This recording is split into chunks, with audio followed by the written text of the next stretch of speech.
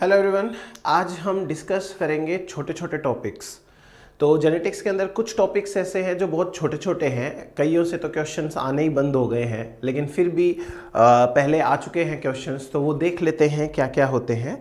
और इनमें से कुछ इंपॉर्टेंट टॉपिक्स हैं, तो चलो स्टार्ट करते हैं। सबसे पहले हम बात करेंगे, एक छोटा टॉपिक है रॉबर्टसोनियन ट्रांसलोकेशन। रॉबर्टसोनियन ट्रांसलोकेशन। तो फर्स्ट ऑफ ऑल अगर हम ये बात करें कि ट्रांसलोकेशन क्या होता है, तो हमने ये पढ़ा था कि जैसे कोई क्रोमोसोम नंबर 1 है, इस क्रोमोसोम नंबर 1 का कोई पार्ट टूट के किसी क्रोमोसोम नंबर 7 पे चला जाए, 5 पे चला जाए, मतलब नॉन होमोलोगस क्रोमोसोम्स के बीच में अगर डीएनए सेगमेंट्स का एक्सचेंज हो जाए, इसको हम ट्रांसलोकेशन कहते हैं, जहां लिंकेज ग्रुप है वो चेंज हो जाता है। तो बेसिकली ट्रांसलोकेशन का मतलब हो गया कि डीएनए का छोटा सेगमेंट या क्रोमोसोम का कोई छोटा सेगमेंट एक अलग क्रोमोसोम के ऊपर चला जाता है, तो इस ट्रांसफर को कहते हैं ट्रांसलोकेशन। अब बात करते हैं रॉबर्टसोनियन ट्रांसलोकेशन की। तो रॉबर्टसोनियन ट्रांसलोकेशन हम कुछ समझे उससे पहले अपन डायग्राम्स देखते हैं कुछ। देखो, हमारा जो जीनोम है, ह्यूमन जीनोम, हमारे जीनोम के अंदर टोटल 5 क्रोमोसोम्स ऐसे हैं, 13, 14, 15, 21, 22। ये क्रोमोसोम्स हैं acrocentric chromosomes. Acrocentric chromosomes. Acrocentric chromosomes वो क्रोमोसोम्स होते हैं जिनके अंदर पी आर्म बहुत छोटी होती है, क्यू आर्म बड़ी होती है, और सेंट्रोमियर है वो टीलोमर से थोड़ा सा नीचे होता है, तो उसको हम कहते हैं एक्रोसेंट्रिक क्रोमोसोम। तो जैसे क्रोमोसोम नंबर 13 की बात करें तो ऐसा कुछ 13 का पेयर है, ये क्रोमोसोम नंबर 13 हो गया। 14 की बात करें तो ये ऐसा ही कुछ 14 है, ये पेयर नंबर 14 हो गया।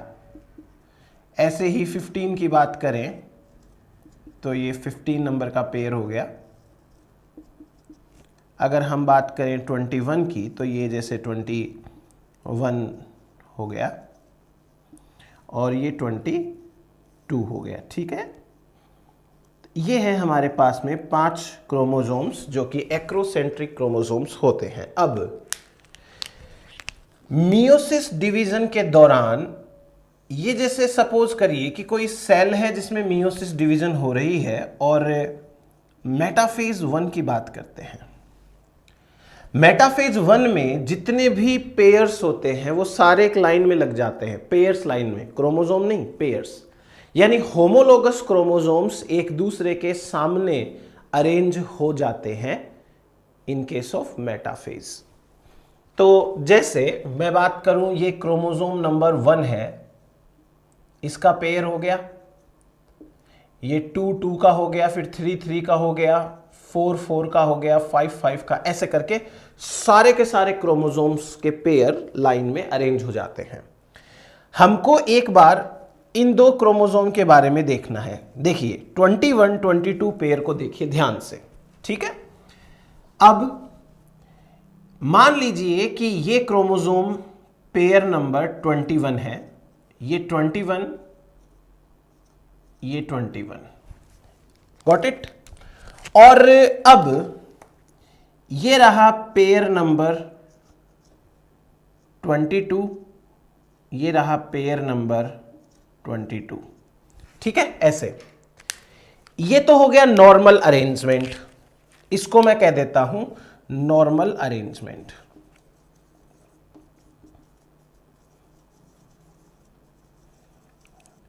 अब रॉबर्टसोनियन ट्रांसलोकेशन में क्या होता है कि एक एक्रोसेंट्रिक क्रोमोसोम दूसरे एक्रोसेंट्रिक क्रोमोसोम के ऊपर ट्रांसफर हो जाता है। मतलब पूरा का पूरा क्रोमोसोम ट्रांसलोकेट हो जाता है। एक्रोसेंट्रिक क्रोमोसोम का सेंट्रोमियर दूसरे एक्रोसेंट्रिक क्रोमोसोम के सेंट्रोमियर से फ्यूज हो जाता है। तो ये दोनों क्रोमोसोम एक क्रोमोसोम की तरह दिखते हैं और एक क्रोमोसोम की तरह बिहेव करते हैं। जैसे ध्यान से देखना, अब ये 21 नंबर का जो क्रोमोसोम है इसको मैं इस 22 क्रोमोसोम के ऊपर ट्रांसफर करूंगा। सो हमारे पास में पहला 21 नंबर का क्रोमोसोम ये यहीं पर है, ठीक है। ये क्रोमोसोम उल्टा हो जाएगा और इसका सेंट्रोमियर और इसका सेंट्रोमियर आपस में फ्यूज हो जाएगा। तो आपको ऐसी स्ट्रक्चर दिखाई देगी। ये हो गया उल्टा, पी आर्म तो नीचे आ गई और क्यू आर्म ऊपर की तरफ रह गई। फिर 22 वाला जो क्रोमोसोम है उसकी ये रही क्यू आर्म और पी आर्म उसके पीछे छिप गई। ये तो है 22 और ये है 21। समझ में आया? और 22 के सामने इसका होमोलोगस प्रेजेंट है, वो नॉर्मल है। तो यहां एक क्रोमोसोम इस क्रोमोसोम के ऊपर उल्टा होके चिपक गया, दोनों का सेंट्रोमियर है वो फ्यूज हो गया। तो आपको ये 21 उल्टा दिख रहा है, 22 सीधा दिख रहा है। 22 पीछे है 21 के, आगे कर लो पीछे कर लो वो कोई बात नहीं है। क्लियर? अब अगर ये cell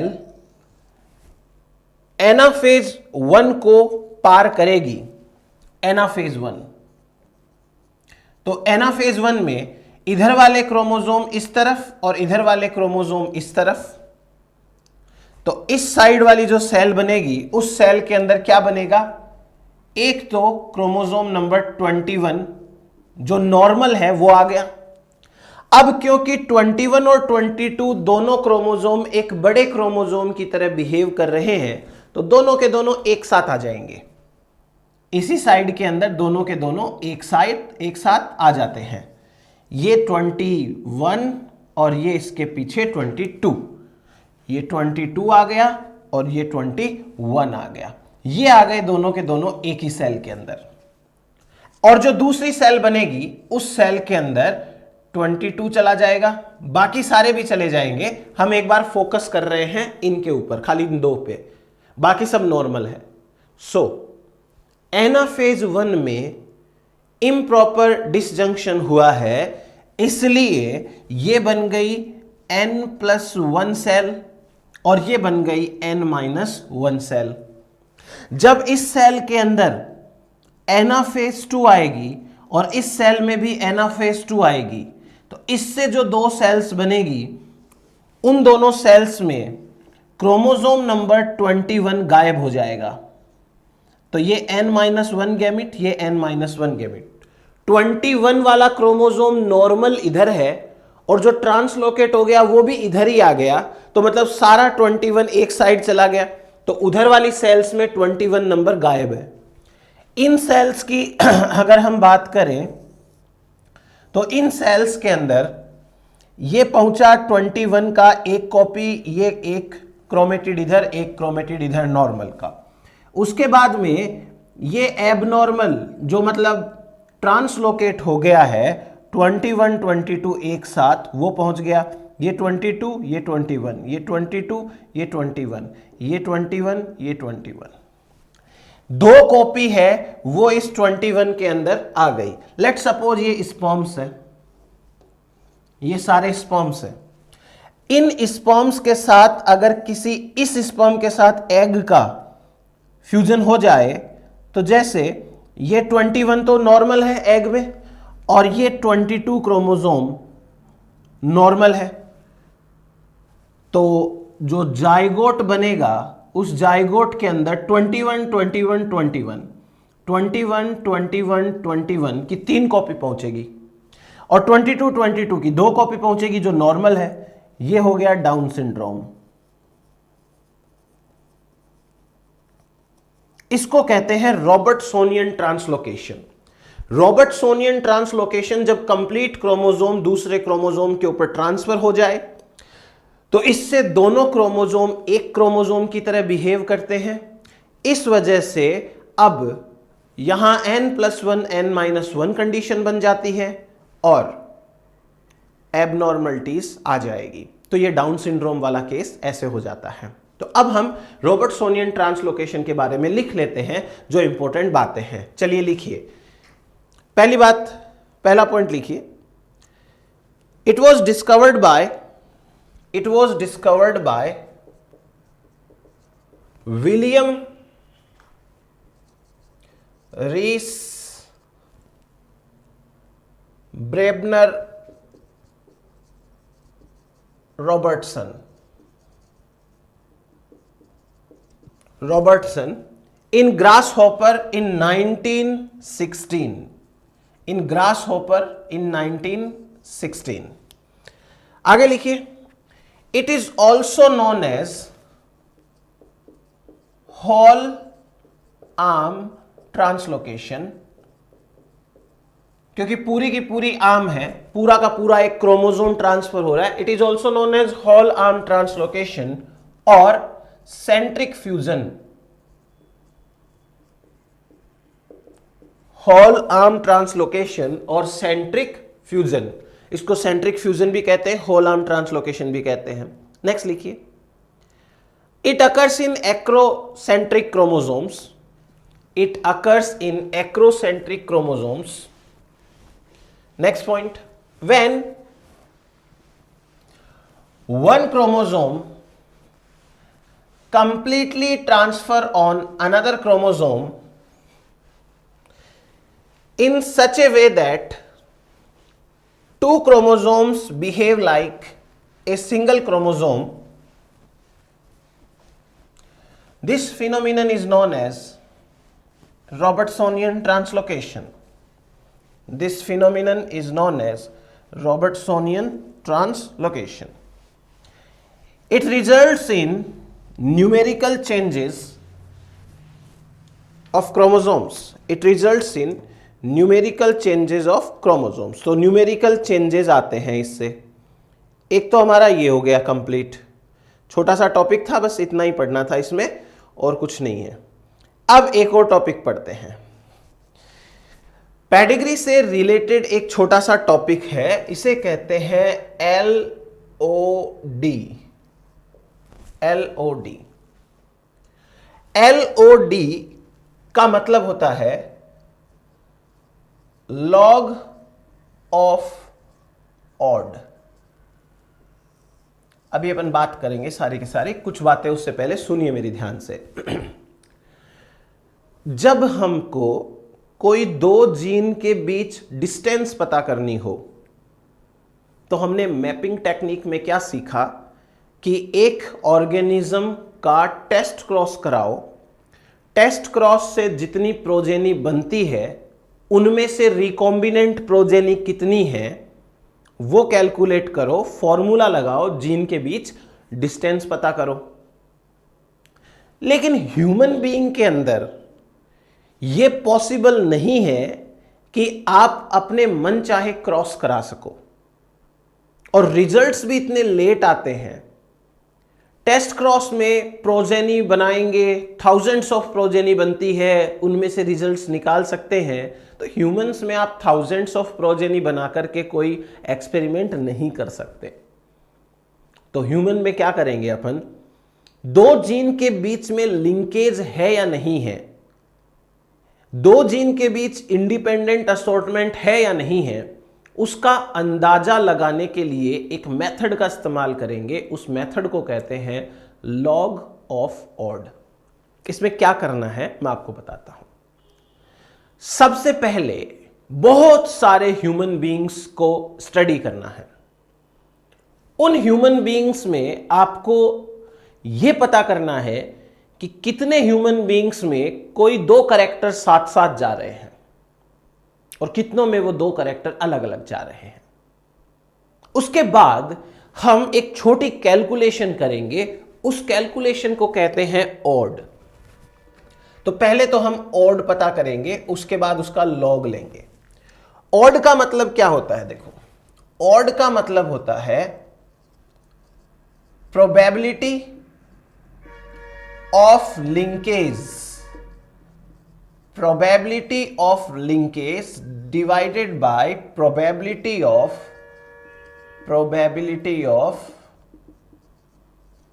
independent assortment। probability of linkage divided by probability of independent assortment, ये कैसे लेनी है वो भी मैं आपको बता दूंगा, टेंशन मत लेना। अब एक छोटा सा एग्जाम्पल समझिए। मान लीजिए कैपिटल ए ह्यूमंस के अंदर ब्लैक आईज के लिए रेस्पॉन्सिबल है, ब्लैक आईज, और स्मॉल ए ह्यूमंस के अंदर ब्राउन आईज के लिए रेस्पॉन्सिबल है, ब्राउन आईज।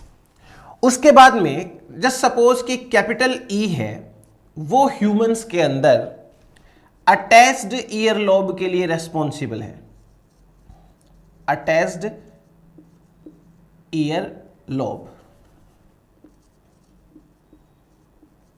और स्मॉल ई रेस्पॉन्सिबल है फ्री ईयर लोब के लिए। ठीक है, तो हमारे पास दो जीन है, एक जीन है ए जीन, एक जीन है बी जीन। ए जीन है वो आईज के कलर को कंट्रोल करता है, और जो बी जीन है वो ई जीन है वो ईयर लॉब्स को कंट्रोल करता है कि ये ईयर लॉब्स यहां पे अटैच्ड है या यहां से थोड़ा फ्री है, ऐसे। अब एक पेडिग्री बनाइए 30 मेंबर्स की, और मैं 30 मेंबर्स इसलिए बोल रहा हूं कि एक बार मेरी कैलकुलेट की हुई है, ये छोटा सा एग्जाम्पल है, अपने एक बिल्कुल हाइपोथेटिकल एग्जाम्पल ले रहे हैं, हाइपोथेटिकल एग्जाम्पल। तो 30 मेंबर्स की कोई भी पेडिग्री बनाइए, 1 2 3 4 5 6 7 8 9 10 11 12 13 14 15 16 17 18 19 20 21 22 23 24 25 26 27, उसके बाद में लेट से 28 29 ये 30। सपोज एक बार 30 मेंबर्स की पेडिग्री है। अब इन 30 मेंबर्स में मान लीजिए इस फीमेल के पास में capital A capital E condition है, यानी ब्लैक आईज है और अटैच्ड ईयर लोब है। ऐसे ही इसके पास में, इसके पास में, इसके पास में, इसके पास, इसके पास 1 2 3 4 5 6 7 8 9 और ये मान लो 10, टोटल 10 लोगों के पास ब्लैक आईज और अटैच्ड ईयर लोब वाला कैरेक्टर साथ साथ जा रहा है। 10 लोगों में ये कैरेक्टर एक साथ जा रहा है, तो हमको ये लगता है कि कहीं ये दोनों जीन लिंक्ड तो नहीं है। बाकी में नहीं जा रहा। टोटल मेंबर्स 30 है, 30 मेंबर्स में ये कैरेक्टर एक साथ जा रहा है 10 में, आउट ऑफ 30 10 मेंबर्स। ठीक है ये बात। चलो अब अपन एक काम करते हैं, अपनी कैलकुलेशन करते हैं। अपनी कैलकुलेशन में पहले हम पता लगाएंगे probability of linkage. Probability of linkage क्या लगता है, लिंकेज कितनों में है? तो हमको सिंपल सा क्या करना है, टोटल नंबर ऑफ मेंबर्स कितने हैं यहां पे 30 मेंबर्स में से कितनों में ये दोनों कैरेक्टर साथ जा रहे हैं? 10 में। तो ये कितना आया? 1/3 यानी 0.3। तो लिंकेज की प्रोबेबिलिटी हो गई 0.3। कैसे कैलकुलेट करी? समझ में आया?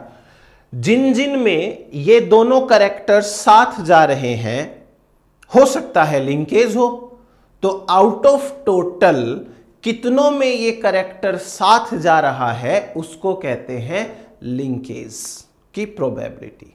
अब दूसरा है probability of independent assortment. Independent assortment, जिनमें ये दोनों कैरेक्टर साथ नहीं जा रहे उनमें इंडिपेंडेंट असॉर्टमेंट हो जाएगा। जैसे इसके पास कैपिटल ए स्मॉल ई है, इसके पास स्मॉल ए कैपिटल ई है, ऐसे करके 20 लोगों में ये कैरेक्टर्स के अलग कॉम्बिनेशंस जा रहे हैं। तो हम ये कहेंगे 30 में से 20 लोग ऐसे हैं जिनके अंदर शायद इंडिपेंडेंट असॉर्टमेंट है। तो हमारे पास में निकल गया probability of linkage, probability of independent assortment. अब आपको ऑड का फॉर्मूला बता रखा है, ऑड का फॉर्मूला निकालो।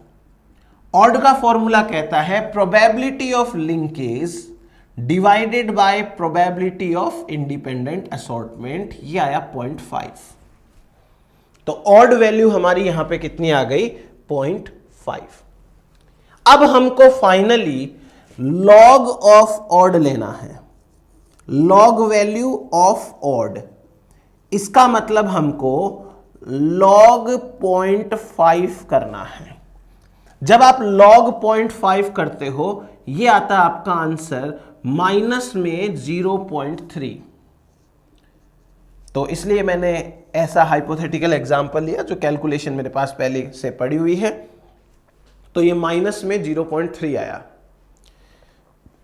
इस रिजल्ट के बेसिस पे आपको एक स्टेटमेंट देना है। क्या स्टेटमेंट देना है? इफ LOD इज 3 और मोर,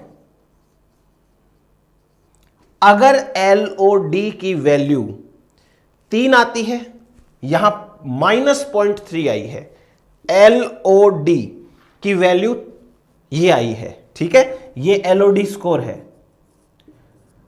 अब स्टेटमेंट क्या देना है? इफ LOD इज 3 और मोर, इसका मतलब होता है इंडिपेंडेंट असॉर्टमेंट। और सॉरी, इसका मतलब होता है लिंकेज। अगर LOD की वैल्यू 3 या 3 से ज्यादा आती है तो लिंकेज, और LOD इज लेस देन 3 तो इसका मतलब होता है इंडिपेंडेंट असॉर्टमेंट। यह मतलब होता है LOD 3 या 3 से ज्यादा हो तो आप कह सकते हो कि यहां लिंकेज है दोनों जीन में, और LOD अगर 3 से कम है तो आपको कहना है कि यहां इंडिपेंडेंट असॉर्टमेंट हुआ है। तो अब आप ये बताइए, हमारे इस केस में क्या लगता है कि इंडिपेंडेंट असॉर्टमेंट है या फिर लिंकेज है? कमेंट करके बता देना, ठीक है। चलिए, तो ये एक और छोटा सा टॉपिक हो गया हमारा। LOD स्कोर कैसे कैलकुलेट करते हैं। आगे बात करते हैं नेक्स्ट टॉपिक की। हेडिंग डालिए, यहां से क्वेश्चंस आते हैं बहुत बढ़िया। Somatic cell hybridization. Somatic cell hybridization, इतने अच्छे अच्छे क्वेश्चंस आते हैं और उनको सॉल्व करना इतना ज्यादा इजी होता है, आप आराम से सॉल्व कर सकते हो। लिखिए सोमेटिक सेल हाइब्रिडाइजेशन, क्या मकसद है? सोमेटिक सेल हाइब्रिडाइजेशन, नाम से कितना समझ में आ रहा है उतना तो समझ लो। हमें यहां पर यह समझ में आ गया कि हमको कोई दो अलग अलग स्पीसीज की सोमेटिक सेल्स लेनी है और उनके बीच फ्यूजन करवाना है, हाइब्रिडाइजेशन कराना है। इससे क्या हो जाएगा? तो इस टेक्निक का एक मकसद है। इसका मकसद क्या है?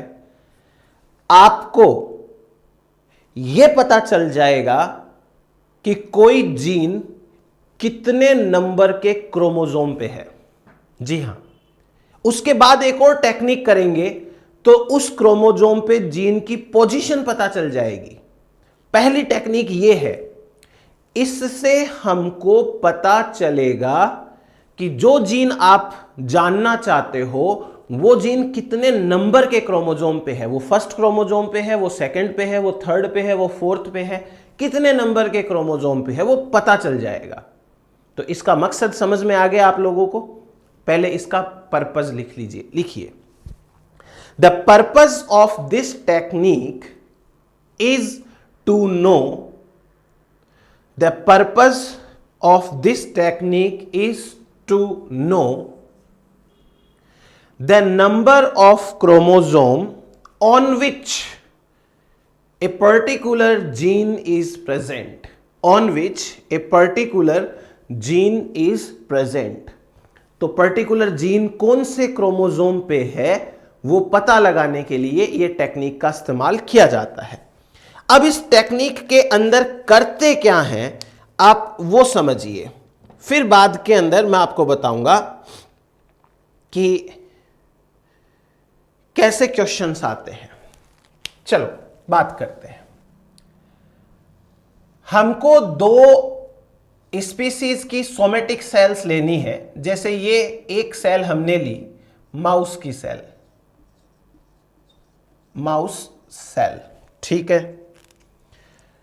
दूसरा हमने एक सेल ली है human cell, human cell, somatic cell है दोनों की दोनों। इस सेल में माउस का डीएनए, इस सेल में ह्यूमन का डीएनए। अब हम इन दोनों सेल्स को कल्चर मीडिया में पास पास रखेंगे तो आपको यहां पर या तो ultra violet inactivated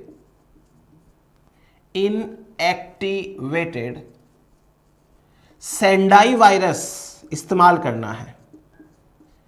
inactivated Sendai virus क्या करता है? यह सेल के प्लाज्मा मेम्ब्रेन पे चिपक जाता है और दोनों सेल की प्लाज्मा मेम्ब्रेन को पास पास ले आता है। इससे हो सकता है दोनों सेल फ्यूज हो जाए। यूवी इनएक्टिवेटेड सेंडाई वायरस का इस्तेमाल ना करना हो तो एक केमिकल है पॉलीइथिलीन ग्लाइकोल, इसका इस्तेमाल कर लो। पॉलीइथिलीन ग्लाइकोल भी वही काम करता है, दो सेल को पास पास लाने का काम, उनको चिपका के रखने का काम करता है। तो ठीक है, जो काम कर रहा है करने दो। अब इससे क्या होगा कि ये दोनों की दोनों सेल्स हैं वो फ्यूज हो जाएगी और दोनों सेल्स फ्यूज होने से दोनों स्पीसीज का डीएनए एक ही सेल के अंदर आ जाएगा ऐसे। तो यहां माउस स्पीसीज का डीएनए भी है और यहां ह्यूमन स्पीसीज का डीएनए भी होता है। क्लियर हुई बात? अब इस सेल को आगे कल्चर मीडिया में रखेंगे। कल्चर मीडिया में चल रहा है सब कुछ। कल्चर मीडिया में इस सेल के अंदर माइटोसिस डिवीजन होंगे, माइटोसिस। अब एक खास बात इस टेक्निक की, जब ये सोमेटिक हाइब्रिड सेल, ये है सोमेटिक हाइब्रिड सेल, जब ये somatic hybrid cell culture media पे डिवाइड करती है तो एक सेल से दो सेल जो बनेगी, इन दोनों सेल्स में ह्यूमन का कोई भी एक डीएनए या दो डीएनए डिलीट हो जाएंगे बिना किसी रीजन के। हर एक सेल डिवीजन में कोई ना कोई डीएनए इनमें डिलीट हो जाएगा, जबकि माउस का डीएनए बिल्कुल डिलीट नहीं होगा, जितना है उतना ही रहेगा। तो यहां हमारे पास माउस के डीएनए तो उतने ही हैं जितने हैं, लेकिन यहां ह्यूमन के डीएनए डिलीट हो गए। जैसे मान लो इसमें से 5 नंबर का डीएनए डिलीट हो गया, 7 नंबर का डीएनए डिलीट हो गया, बाकी सारे डीएनए हैं, 5 और 7 नंबर का क्रोमोसोम डिलीट हो गया। इस सेल के अंदर मान लीजिए 19 नंबर का, मान लीजिए 2 नंबर का, ये 2 डीएनए इसमें से डिलीट हो गए, होता है ऐसा। फिर ये सेल जब अगला डिवीजन करेगी तो इसमें फिर 2 सेल बनेगी, इससे फिर 2 सेल बनेगी। अब पहली बात, बच्चों वाली बात, इस सेल के पास में ऑलरेडी 5 और 7 नंबर का डीएनए नहीं था, तो इसकी डॉटर सेल्स में भी 5 और 7 नंबर का डीएनए नहीं होगा। इस सेल के पास में माइनस हो गया था 19 और 2, तो इसकी दोनों डॉटर सेल के पास में भी ये तो नहीं जाएगा जब मदर के पास ही नहीं है। फिर और कुछ डीएनए है वो डिलीट हो जाते हैं रैंडमली, जैसे -1 नंबर डिलीट हो गया, इसमें से -4 हो गया, इसके अंदर माइनस लेट सपोज कि 8 नंबर का डीएनए हो गया डिलीट, इसमें सपोज 9 नंबर का डीएनए डिलीट हो गया।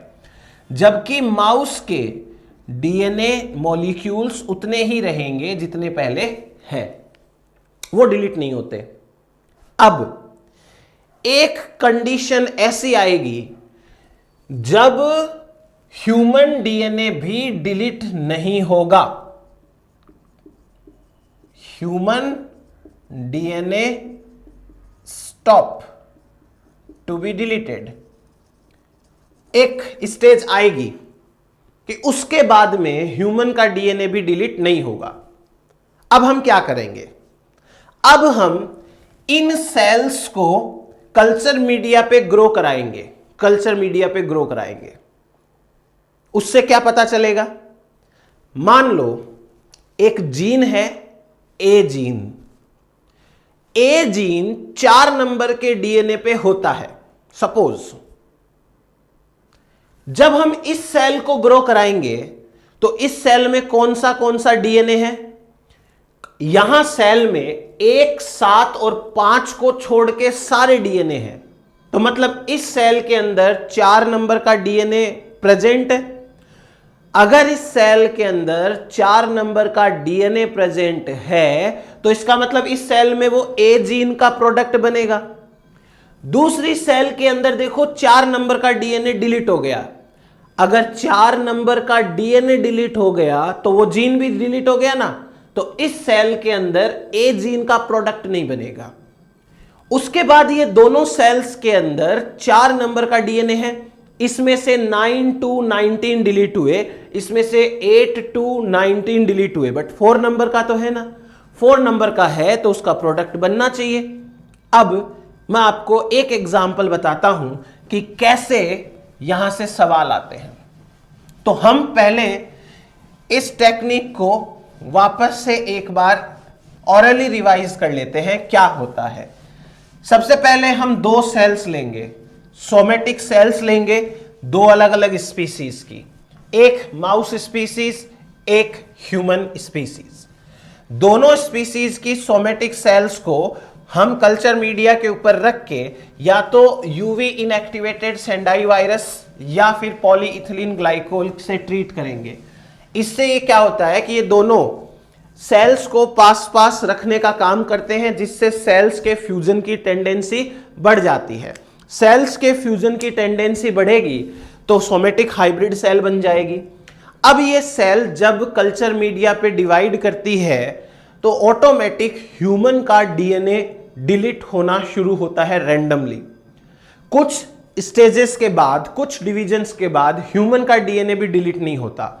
जब ह्यूमन डीएनए डिलीट होना बंद हो जाए तब हम इनको अलग कल्चर मीडिया पे लेके जीन की एक्सप्रेशन को देखते हैं कि वो हो रहा है कि नहीं हो रहा। अब ध्यान से देखना, हमारे पास में एक एक्सपेरिमेंट में हाइब्रिड सेल्स लेनी है। ये हाइब्रिड सेल्स ले ली, हमको ये देखना है कि उन हाइब्रिड सेल्स में काइनेज जीन है, उसकी एक्टिविटी हो रही है कि नहीं हो रही, काइनेज जीन की एक्टिविटी।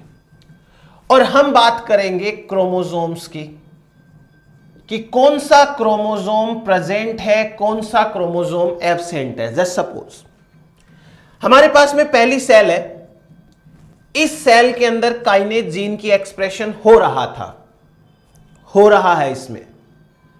अब ये जो हाइब्रिड सेल है, इस सेल में क्रोमोसोम नंबर 2, मान लो क्रोमोसोम नंबर 4, 5, 7, 17, 19, 21, ये क्रोमोसोम्स की बात करते हैं।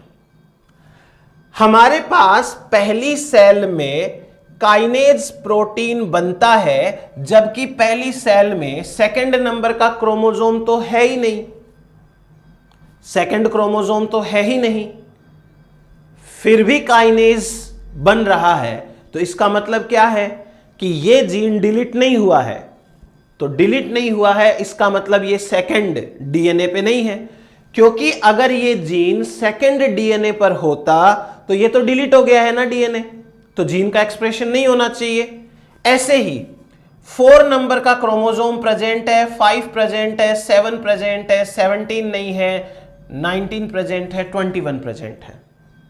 तो हमको आइडिया लगाना है कि भाई प्रोटीन तो बन रहा है सेल में, इस सेल के अंदर प्रोटीन बन रहा है, इस सेल में सेकंड डीएनए नहीं है, 17 डीएनए नहीं है, 21 डीएनए नहीं है, फिर भी प्रोटीन बन रहा है। तो मतलब जीन इन डीएनए पे नहीं है, क्योंकि इन डीएनए पे होता तो प्रोटीन नहीं बनता। अब दूसरी सेल ली, दूसरी सेल के अंदर भी काइनेज प्रोटीन बन रहा है, जबकि दूसरी सेल में सेकंड क्रोमोसोम प्रेजेंट है, फोर्थ एब्सेंट है, 5, 7, 17, 19 और 21 एब्सेंट है। ऐसे है, चलो ठीक है। अब थर्ड सेल हमने ली, तो थर्ड सेल में जीन की एक्टिविटी नहीं हुई, जीन की एक्टिविटी नहीं हुई मतलब प्रोटीन नहीं बना, इसका मतलब यहां से डिलीशन हो चुका है। प्रोटीन नहीं बना मतलब जीन नहीं है, जीन नहीं है इसका मतलब डीएनए नहीं है।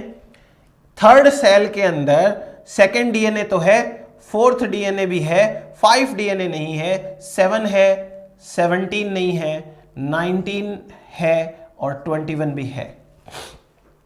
उसके बाद हमने ऐसे फोर्थ सेल ले ली, फोर्थ सेल के अंदर एक्टिविटी हो रही है, ये माइनस, ये प्लस, ये plus, minus minus minus plus. जो जीन डिलीट है, जो डीएनए डिलीट है वो प्लस माइनस में है और ये एक्टिविटी हो रही। पांचवी सेल ली हमने, इसमें एक्टिविटी हुई। लेट सपोज कि ये कंडीशन आ गई हमारे पास में ऐसे कुछ। तो अब मैं आपको 5 से समझाता हूं कि हमको इस क्वेश्चन को कैसे अप्रोच करना है। फर्स्ट ऑफ ऑल 2 तरीके हैं। 2 तरीके कौन कौन से हैं? पहला तरीका लेंदी तरीका है, तरीके से समझेंगे इसको। फर्स्ट सेल में काइनेज प्रोटीन बन रहा है, सेकेंड डीएनए एब्सेंट है, इसका मतलब इस पे तो नहीं है, क्योंकि अगर इस पे होता तो जीन भी डिलीट हो जाता, प्रोटीन नहीं बनता। 17 डीएनए एब्सेंट है, 19 डीएनए प्रेजेंट है, 21 डीएनए एब्सेंट है। इन डीएनए के एब्सेंट होने के बावजूद इनमें प्रोटीन बन रहा है, इसका मतलब जीन इन पे नहीं है। जीन इन पे होता, इनमें से किसी पे होता, इनके डिलीट होते ही जीन भी डिलीट हो जाता। दूसरी की बात करते हैं। यहां काइनेज प्रोटीन बन रहा है और 4th नंबर का डीएनए है ही नहीं, फिर भी काइनेज बन रहा है, इसका मतलब इस पे भी नहीं है। उसके आगे 21 को पहले ही रिजेक्ट कर चुके। थर्ड सेल, जीन का प्रोटीन नहीं बन रहा, इसका मतलब जीन एब्सेंट है। जीन एब्सेंट है, 7 नंबर का क्रोमोसोम प्रेजेंट है। अगर 7 नंबर के क्रोमोसोम पे जीन होता तो क्रोमोसोम प्रेजेंट है तो जीन भी प्रेजेंट है। यहां पर एक्सप्रेशन क्यों नहीं हुआ, इसका मतलब इस पे भी नहीं है। ऐसे ही 19 नंबर का डीएनए प्रेजेंट है, अगर ये जीन 19 नंबर के डीएनए पे होता तो इसका यहां एक्सप्रेशन होना चाहिए था, ये भी नहीं है। तो हमारे पास बचा एक 5, इसी के ऊपर जीन है। ये तो हो गया थोड़ा सा लेंदी तरीका। अब मैं आपको बताता हूं एकदम शॉर्टकट तरीका। शॉर्टकट तरीका क्या है ऐसे क्वेश्चन सॉल्व करने का? आपको यह कहा गया है कि एक एंजाइम है काइनेज।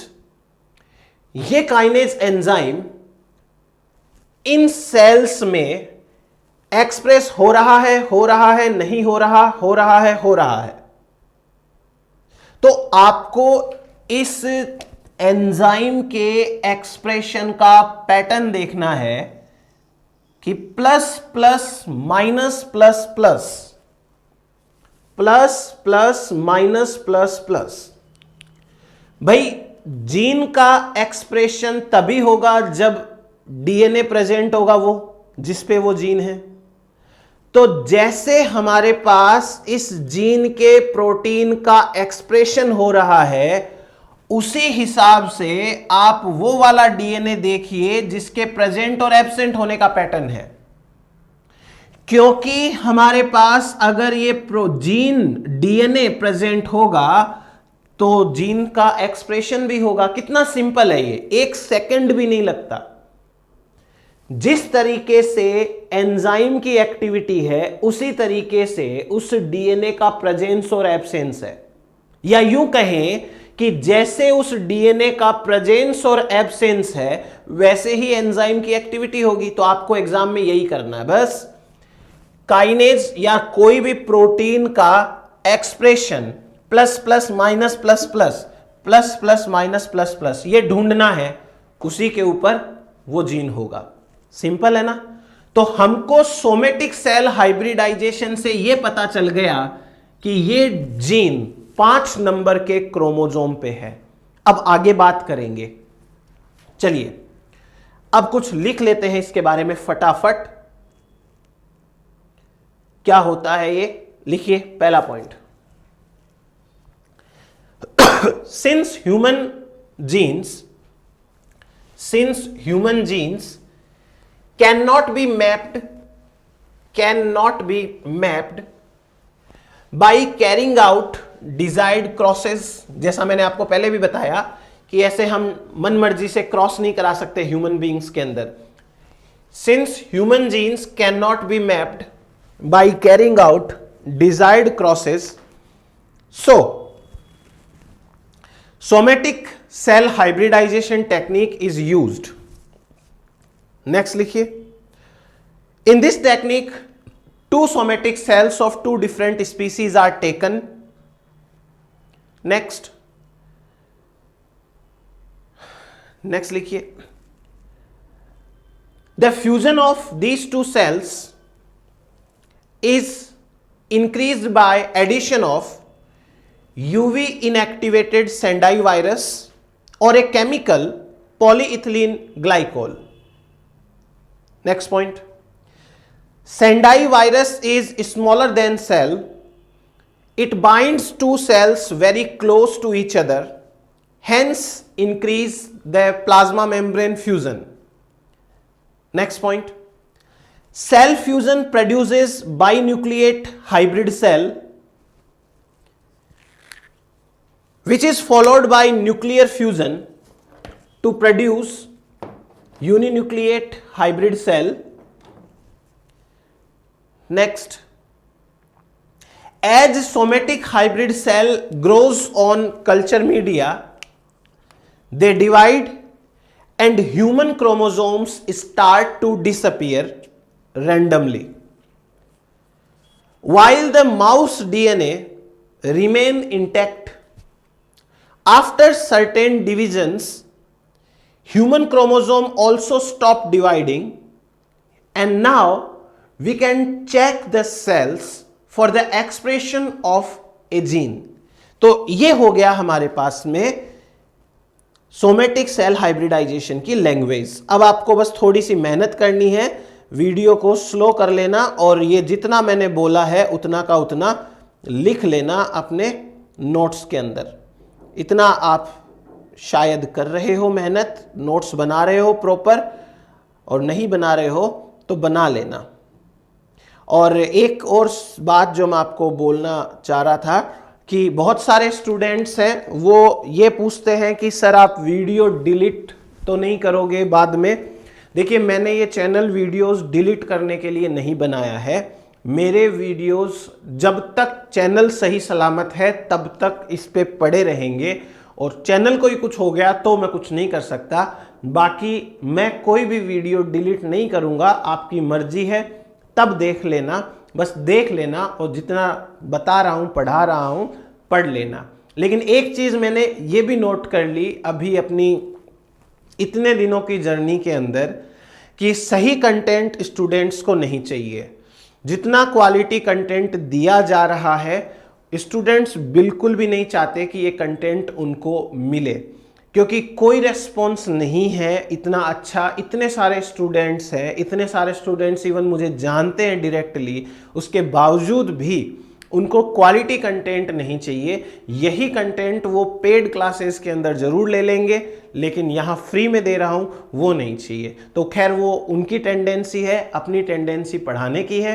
तो मैं वीडियोस डिलीट नहीं करूँगा, आप आराम से जब मर्जी आए तब देख लेना। एग्ज़ाम से पहले देख लेना, एग्ज़ाम के अगले दिन देख लेना, एग्ज़ाम के बाद देख लेना, वो आपकी मर्जी है। चलो, अब हम नेक्स्ट टेक्निक की बात करते हैं। इसको कहते हैं फिजिकल मैपिंग। फिजिकल मैपिंग का मतलब यह होता है कि डीएनए के ऊपर जीन्स को मैप कर देना, लोकेट कर देना। हमारे पास में दो तरीके की मैपिंग होती है। एक मैपिंग होती है, इसे कहते हैं जेनेटिक मैपिंग। Genetic mapping.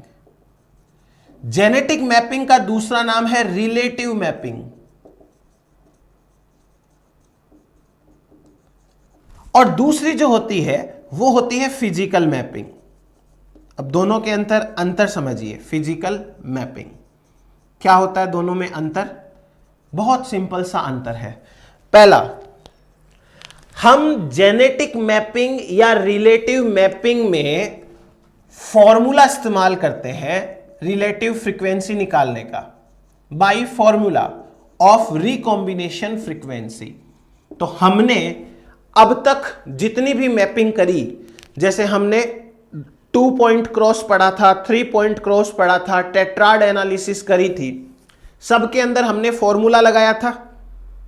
तो फॉर्मूला हमारा किस बात पे बेस्ड था? टोटल प्रोजेनी में से रिकॉम्बिनेंट प्रोजेनी कितने हैं, इस बात पे बेस्ड था। अब भाई वो तो फॉर्मूला है, उसमें जैसी वैल्यू रखोगे वैसा आंसर आ जाएगा। किसी टेस्ट क्रॉस के अंदर 1000 प्रोजेनी पैदा हुए तो किसी टेस्ट क्रॉस में 900 प्रोजेनी पैदा होंगे, किसी के अंदर 800 प्रोजेनी ही पैदा हुए, किसी के अंदर 2000 प्रोजेनी पैदा हो गए। तो क्या आपको ये सारे टेस्ट क्रॉस एग्जैक्ट सही रिकॉम्बिनेशन फ्रीक्वेंसी दे सकते हैं क्या? बिल्कुल भी नहीं। आप आज टेस्ट करा रहे हो, आज क्रॉस करा रहे हो, उसका कुछ रिजल्ट आया, 2 साल बाद में टेस्ट क्रॉस कराओ, उसका कुछ और रिजल्ट आएगा। भाई तो फॉर्मूला तो मैथमेटिकल अप्रोच है कैलकुलेशन करने की, जैसी वैल्यू रखोगे वैसा आंसर आएगा। तो हमने तो वही किया है, वैल्यू रखी, आंसर लिया। ऐसे केस में हमारे पास जो जेनेटिक मैप या रिलेटिव मैप बनता है, उसकी सबसे खराब खास बात यह है कि यहां पर एग्जैक्ट डिस्टेंस पता नहीं की जाती। Exact distance is not calculated. Exact distance calculate नहीं की जाती। जबकि फिजिकल मैपिंग के अंदर क्या किया जाता है, एक जीन कहां स्टार्ट हो रहा है, कहां खत्म हो रहा है, उसके बाद कितने बेस पेयर्स आए, उसके बाद कब नया जीन स्टार्ट हुआ दूसरा, यह किया जाता है। इट मीन्स कि ऐसी मैपिंग जिसके अंदर एग्जैक्ट डिस्टेंस कैलकुलेट की जाती है। एग्जैक्ट डिस्टेंस इज कैलकुलेटेड, इसको कहते हैं फिजिकल मैपिंग। तो पहले तो दोनों में अंतर समझ में आ गया ना। जेनेटिक मैपिंग और रिलेटिव मैपिंग फॉर्मूला से करते हैं और एग्जैक्ट डिस्टेंस पता नहीं लगाई जाती, जबकि in case of physical mapping exact distance का पता लगाया जाता है। तो एक एग्जांपल समझिए।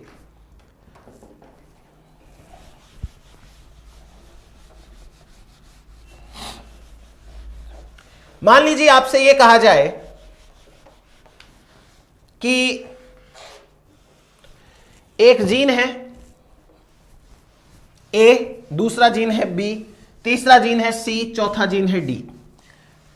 कोई हमने एक्सपेरिमेंट किया और हमको यह पता चला कि ए एंड बी के बीच में 10% रिकॉम्बिनेशन फ्रीक्वेंसी है, बी एंड सी के बीच भी 10% रिकॉम्बिनेशन फ्रीक्वेंसी है, सी एंड डी के बीच भी मान लो 10% रिकॉम्बिनेशन फ्रीक्वेंसी है। तो हमारे पास में फॉर्मूला से आंसर 10% आ गया। ठीक है, हमने क्या किया, हमने एक डीएनए पे यहां ए जीन रखा, इस पॉइंट पे, इस पॉइंट से यहां बी जीन रखा और बीच में लिख दिया 10 सेंटीमॉर्गन। यहां पे हमने मान लो सी जीन रखा, इस पे लिख दिया 10 सेंटीमॉर्गन। यहां हमने डी जीन रखा, इस पे लिख दिया 10 सेंटीमॉर्गन। तो हमने सभी जीन्स को उनके रिकॉम्बिनेशन फ्रीक्वेंसी के बेसिस पे जचा दिया 10 सेंटीमॉर्गन। अब ये तो हो गया हमारा जेनेटिक मैप या रिलेटिव मैप, इसको कहते हैं जेनेटिक मैप। हमने ये देखा कि एक्चुअली ए जीन यहां पे है और बी जीन यहां पे है। हमने ये देखा कि सी जीन यहां पे है और डी जीन यहां पे है। ये है रियल मैप, फिजिकल मैप, इसको कहते हैं फिजिकल मैप।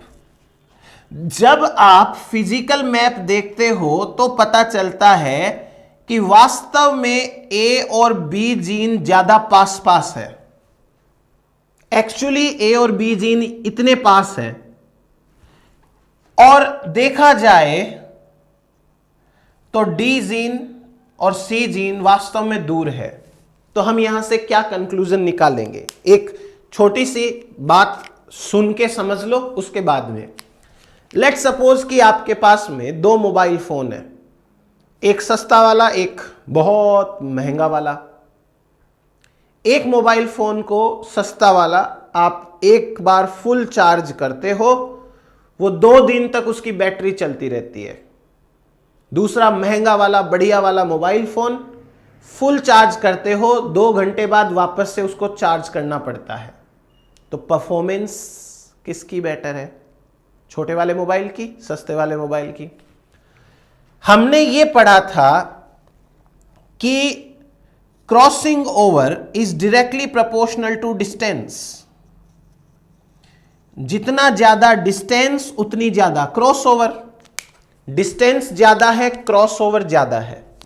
ठीक है, तो उस हिसाब से ए और बी जीन के बीच डिस्टेंस कम है, तो क्रॉस ओवर 10% नहीं होना चाहिए, जबकि सी और डी जीन के बीच तो डिस्टेंस ज्यादा है, तो यहां तो क्रॉस ओवर ज्यादा होना चाहिए।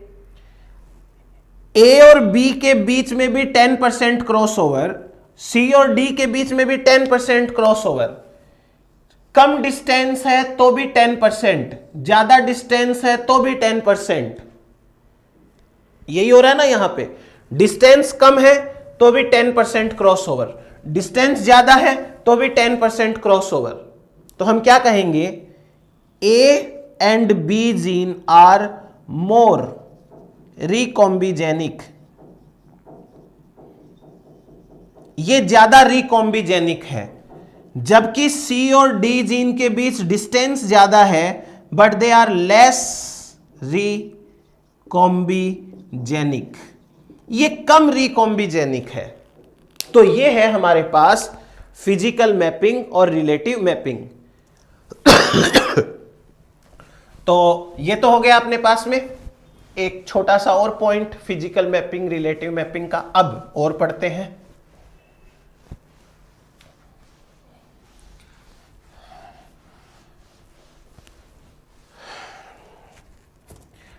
एक टेक्निक आती है डिलीशन मैपिंग, नाम से समझ जाओ, डिलीशन मैपिंग। हमने क्या किया, अभी सोमेटिक सेल हाइब्रिडाइजेशन पढ़ा था, और सोमेटिक सेल हाइब्रिडाइजेशन में हमने यह सीखा कि जीन का पता कैसे लगाते हैं कि वो कौन से क्रोमोसोम पे है। तो हमने कहा कोई ए जीन है, काइनेज जीन है, और वो काइनेज जीन 5 नंबर के क्रोमोसोम पे है। अब एक काम करते हैं, जैसे मेरे यहां हाथ से बहुत सारी सेल्स हैं, उनमें से कुछ सेल्स ले ली, मैंने सेल नंबर 1 ले ली। उस सेल नंबर 1 में से 5 नंबर का जो डीएनए है उसको आइसोलेट कर लिया। सपोज मैंने यहां दूसरी सेल ली, यहीं से इस दूसरी सेल से भी 5 नंबर का जो डीएनए क्रोमोसोम है वो ले लिया, सेल नंबर 3 ली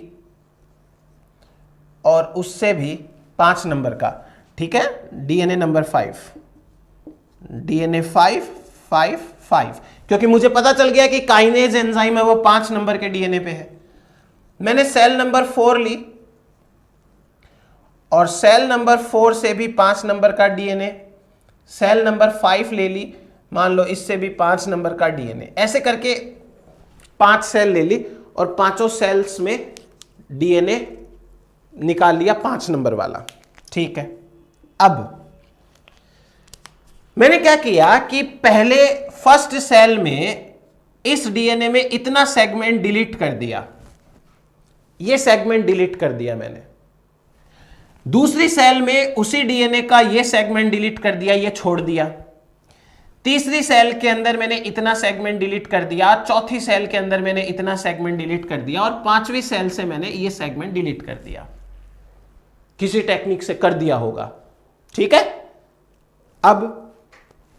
अब मैं देखूंगा एक्सप्रेशन ऑफ काइनेज जीन। तो भाई हमारा सिंपल सा कॉन्सेप्ट क्या है, अगर जीन इतने सेगमेंट पे है तो ये तो मैंने डिलीट कर दिया, तो इस सेल के अंदर काइनेज जीन का एक्सप्रेशन नहीं होना चाहिए ना। अगर जीन इस सेगमेंट पे है तो इस सेल के अंदर वो एक्सप्रेशन नहीं होना चाहिए।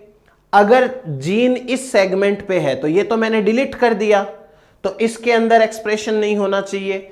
अगर सेगमेंट इस पे है हमारा काइनेज जीन तो एक्सप्रेशन नहीं होना चाहिए, क्योंकि ये सेगमेंट तो हम डिलीट कर रहे हैं। और अगर इस सेगमेंट पे है तो इस सेल में नहीं होना चाहिए। तो हमने एक्सप्रेशन ऑफ काइनेज जीन देखा तो पता चला कि हमारा काइनेज जीन ऐसे एक्सप्रेस हो रहा है, फर्स्ट सेल में एक्सप्रेस हो रहा है, सेकंड में नहीं हो रहा, थर्ड में हो रहा है, फोर्थ में हो रहा है, 5 में हो रहा है। भाई जीन का एक्सप्रेशन तो तभी होगा ना जब वो जीन बचेगा वहां पे, और हमने तो कहीं कहीं पर सेगमेंट्स को डिलीट कर रखा है। तो जहां जहां हम सेगमेंट्स को डिलीट कर रहे हैं वहां के बेसिस पे हम क्या कहेंगे, सेल 2 में ये सेगमेंट डिलीट किया तो जीन का एक्सप्रेशन नहीं हुआ, इसका मतलब हमारा डीएनए के ऊपर ये जीन इस सेगमेंट पे है। तो सोमेटिक सेल हाइब्रिडाइजेशन से क्या पता लगाते हैं कि कितने नंबर के डीएनए पे जीन है। डिलीशन मैपिंग से यह पता लगाते हैं कि उस डीएनए पर कहां जीन है। क्लियर हो गया ये? चलो अब इससे सवाल कैसे आते हैं वो देख लेते हैं। बहुत इजी सवाल आते हैं, इतने इजी सवाल आते हैं कि हार्डली 5 सेकंड लगते हैं।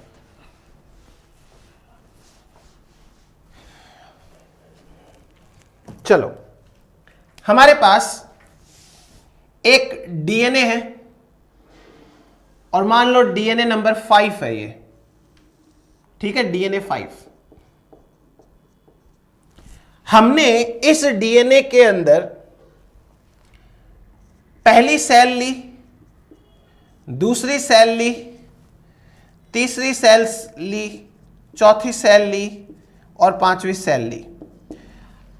अब हमने क्या किया, हमको यह पता चला कि इस डीएनए में यहां पर कोई तो जीन है, कौन सा है वो नहीं पता, यहां पर भी कोई जीन है, यहां पर भी कोई जीन है, यहां पर भी एक जीन है, यहां पर भी एक जीन है, यहां पर भी एक जीन है।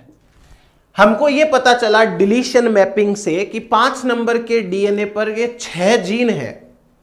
अब कौन सा जीन कहां है नहीं पता।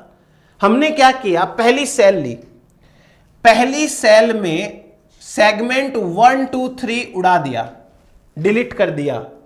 First segment, second segment, third segment delete कर दिया। ठीक है, तो इसका मतलब 3 जीन जो इन सेगमेंट्स पर हैं वो डिलीट हो गए फर्स्ट सेल से। दूसरी अलग सेल ली, अलग सेल के अंदर हमने सेकंड एंड थर्ड सेगमेंट को डिलीट कर दिया। तीसरी सेगमेंट में 2 3 4, ये सेगमेंट मैं 1 बोल देता हूं, ये 2, ये 3, ये 4, ये 5, ये 6। तीसरी सेल में सेगमेंट नंबर 2 3 4 3 डिलीट कर दिए। चौथी के अंदर 3 4 5, चौथी सेल के अंदर 3 4 5 डिलीट कर दिया। पांचवी सेल में 4 5 6 ये सेगमेंट डिलीट कर दिया। तो देखिए यहां पर हमने, अगर समझ पा रहे हो तो ये सेगमेंट्स ऐसे डिलीट कर दिए, छोड़ो ये मत लिखो, ये सेगमेंट्स हमने डिलीट कर दिए। पांचवी सेल से ये सेगमेंट 4 5 6 ये सेगमेंट डिलीट कर दिया, इतना सेगमेंट 4 5 6। चौथी सेल से ये सेगमेंट 3 4 5, तीसरी सेल से 2 3 4, दूसरी सेल से 2 3। एक तो ये। अब हमारे पास में एक और टेबल दी हुई होगी, हमारे पास में 6 जीन है, A gene, B gene, C gene, D gene, E gene, F gene. Cell 1, cell 2, cell 3, cell 4, cell 5। ध्यान से देखना, सेल 1 में 1 2 3 सेगमेंट डिलीट कर दिए थे, तो जो भी जीन इन 3 सेगमेंट पे है उनका एक्सप्रेशन नहीं होना चाहिए ना। तो हम यहां पे ये देखते हैं कि इस सेल से plus minus plus, plus minus plus plus, ये एक्सप्रेशन आया।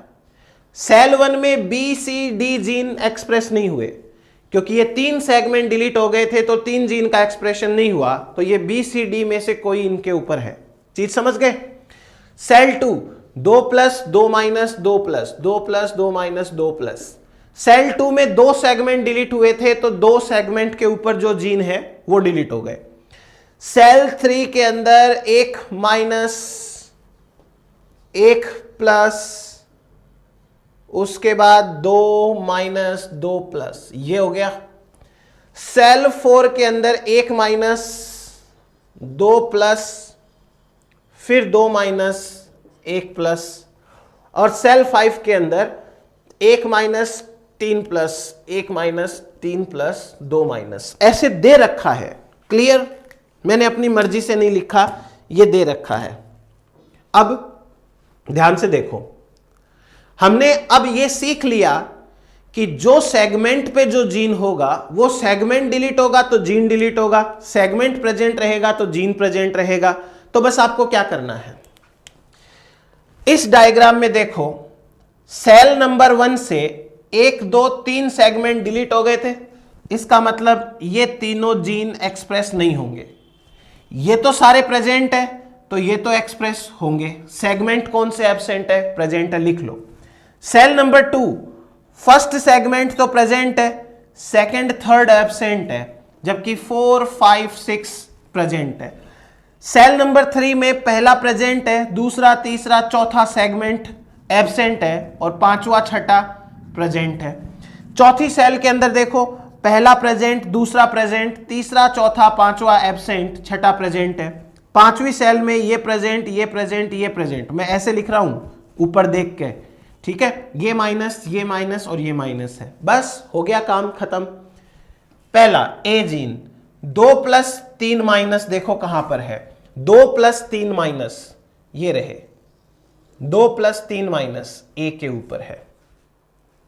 समझ में आ गया ये कैसे करना है? अब आगे का आप बताओ कैसे करेंगे, ये कमेंट करके बताओ कैसे करेंगे। ए जीन हो गया। बी जीन में 1 माइनस 4 प्लस, कहां है? ये रहा 1 minus 4 plus B gene. C gene के अंदर लगातार 3 माइनस 2 प्लस, सी जीन में लगातार 3 माइनस 2 प्लस, ये सी जीन है। डी जीन के अंदर 4 माइनस 1 प्लस, 4 माइनस 1 प्लस, ये डी जीन है। फिर ई जीन के अंदर 3 प्लस 2 माइनस, ये ई जीन है। और ये एफ जीन है 4 प्लस 1 माइनस, ये रहा 4 प्लस 1 माइनस। हुआ कि नहीं हुआ? बस इतने सिंपल सिंपल क्वेश्चन आते हैं। दोनों टेबल तो आपको दी हुई होगी, फिर इस टेबल के अंदर जो डिलीट है उसके आगे माइनस माइनस लिख लेना, जो प्रेजेंट है उसके आगे प्लस प्लस लिख लेना। ये करोगे इतने में आपका काम हो जाना है। तो भाई ये हो गया हमारे पास में एक और सिंपल तरीका जहां हम जीन का सीक्वेंस पता लगा सकते हैं। अब आपको मैं एक और छोटा सा टॉपिक करवाता हूं, लास्ट टॉपिक हमारे आज के सेशन का, 1 जीन 1 एंजाइम हाइपोथेसिस। हेडिंग डालो आप, तब तक मैं क्वेश्चन सर्च कर लेता हूं उससे रिलेटेड। 1 gene 1 enzyme hypothesis.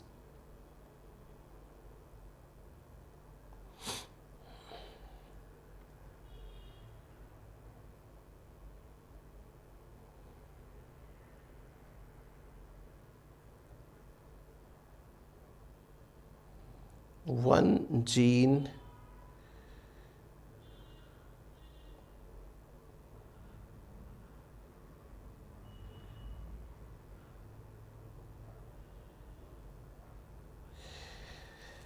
हाँ, तो देखिए हमारा नेक्स्ट टॉपिक है 1 gene 1 enzyme hypothesis.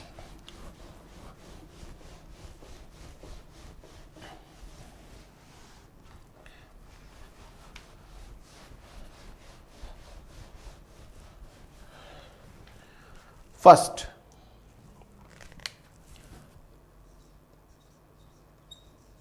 One gene 1 enzyme hypothesis. ये 1 जीन 1 एंजाइम हाइपोथेसिस क्या कहती है और कैसे हमारे पास में इसके क्वेश्चंस आते हैं, वो सारी बातें करेंगे। फर्स्ट ऑफ ऑल आप इमेजिन करो कि एक हाइपोथेटिकल पाथवे है और ये हाइपोथेटिकल पाथवे सपोज ऐसे है।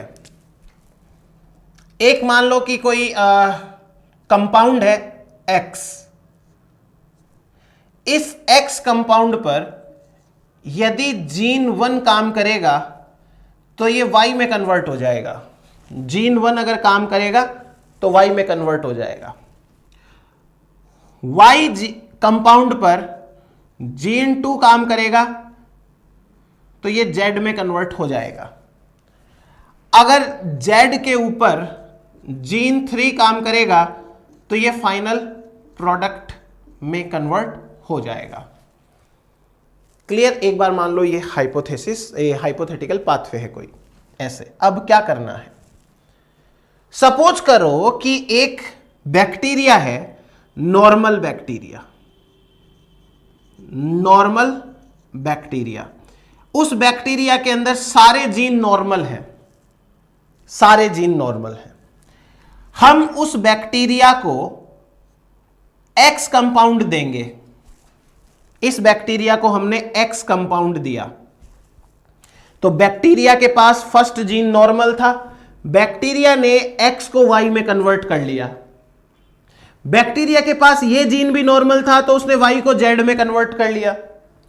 उसके पास ये जीन भी नॉर्मल था तो उसने Z को प्रोडक्ट में कन्वर्ट कर लिया और मजे से रह रहा है। तो आपने जब नॉर्मल बैक्टीरिया को X कंपाउंड दिया तो इसके तीनों जीन नॉर्मल है, पाथवे कंप्लीट हो गया, इसकी ग्रोथ हो गई। तो हमने यहां प्लस लिख दिया। चीज समझ में आई? ठीक। अगर आप इस नॉर्मल बैक्टीरिया को Y कंपाउंड देते हो, सीधे Y, तो कोई बात नहीं, ये Y को Z में कन्वर्ट करेगा, Z को प्रोडक्ट में कन्वर्ट करेगा, इसकी तो ग्रोथ होगी।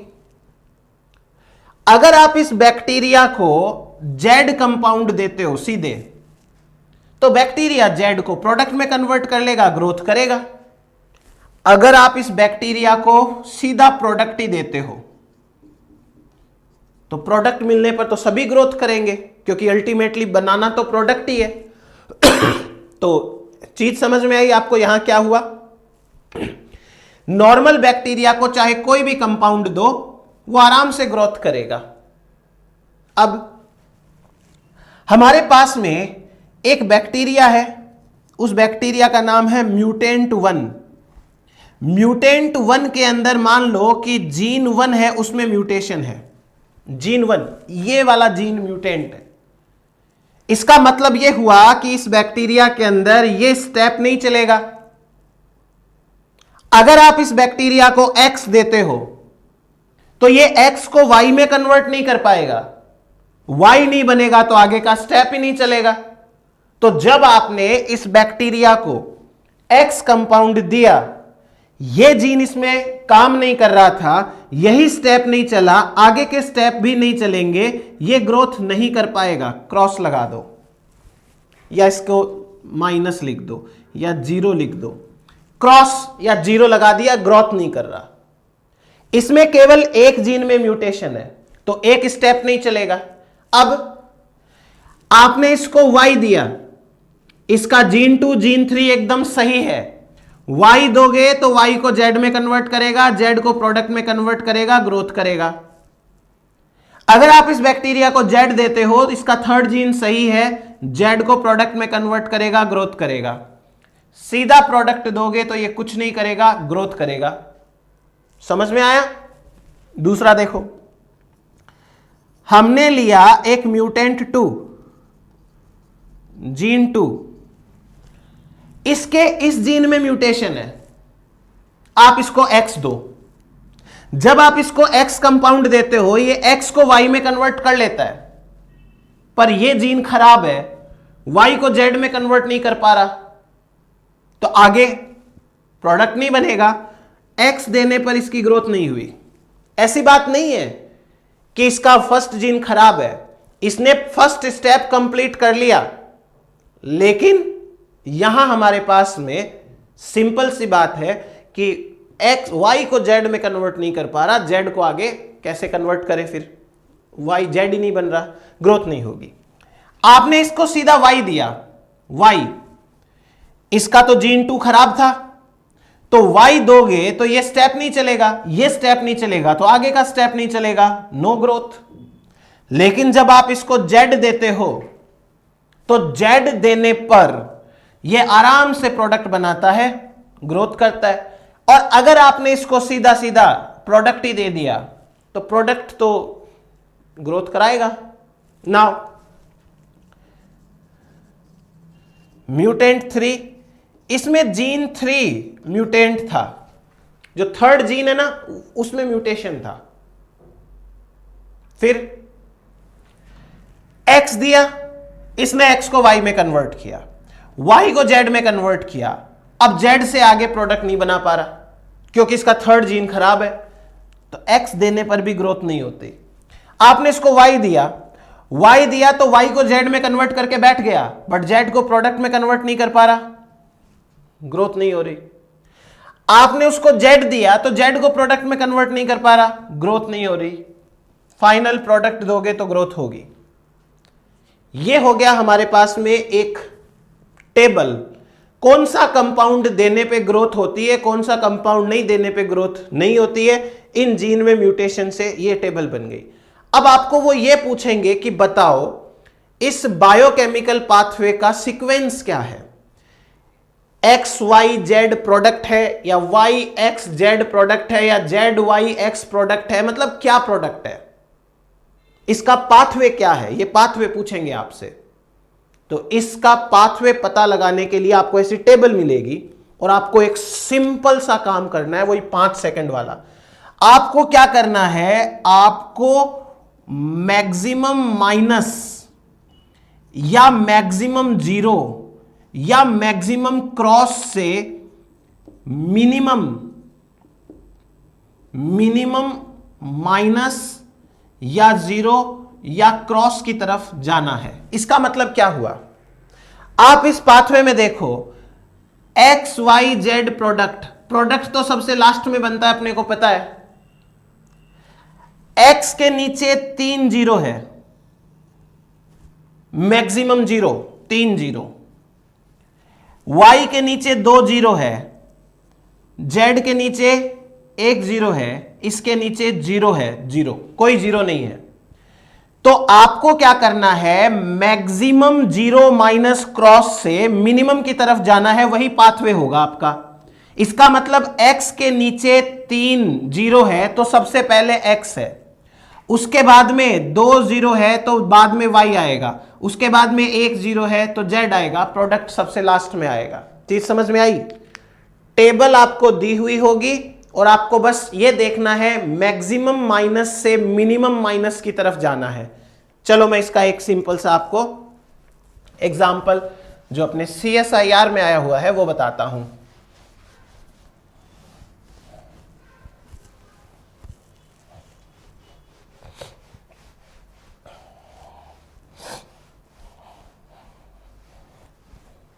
CSIR का एक क्वेश्चन ले लेते हैं।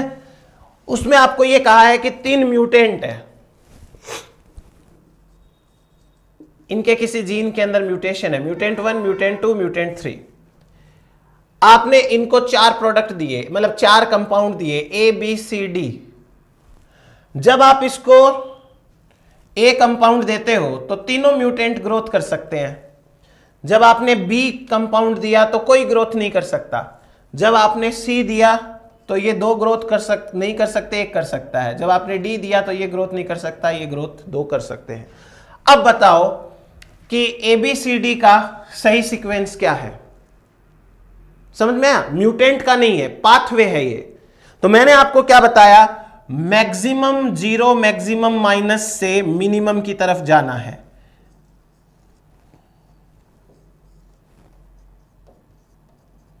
ये है सही पाथवे। सिंपल है ना कितना? एक और सवाल मैं आपको दे देता हूं, वो भी करके देखिए अगर हो पाता है तो। चलिए, अभी म्यूटेंट 1 2 3 4 है और A B C D E F है।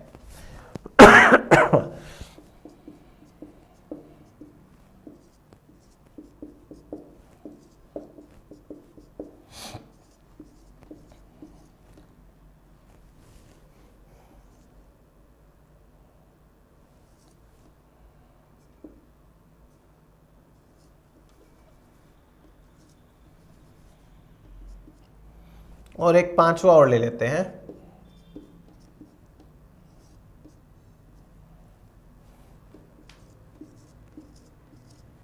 चलो, इसका आप बताओ सही सीक्वेंस क्या होगा। तो कमेंट करो, कमेंट में बताओ क्या सही बैठेगा सीक्वेंस, फिर अपन आगे बात करते हैं नेक्स्ट सेशन के अंदर। तो आज के सेशन में इतना ही। आज ये छोटे छोटे टॉपिक्स हैं, मतलब बिखरे हुए से टॉपिक्स रहते हैं ये, तो एक साथ इनको कर लिया। कल अपन नेक्स्ट और बढ़िया एक सिंपल टॉपिक पढ़ेंगे। चलो, थैंक यू सो मच।